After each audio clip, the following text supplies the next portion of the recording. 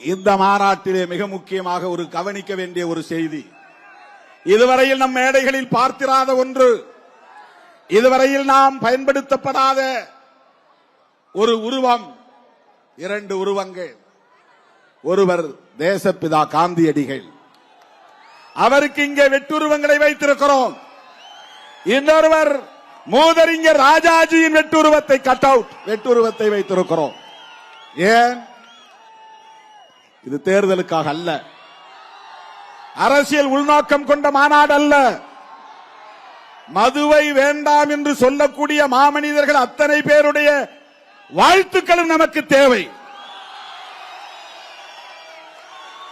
காந்தியடிகளின் கொள்கைகளில் நமக்கு விமர்சனங்கள் இருக்கலாம், ஆனால் அவருடைய கொள்கைகளில் நமக்கு இரண்டு கொள்கைகள் உடன்பாடு உண்டு. ஒன்று மத சார்பின்மை, இன்னொன்று மதுவிலக்கு.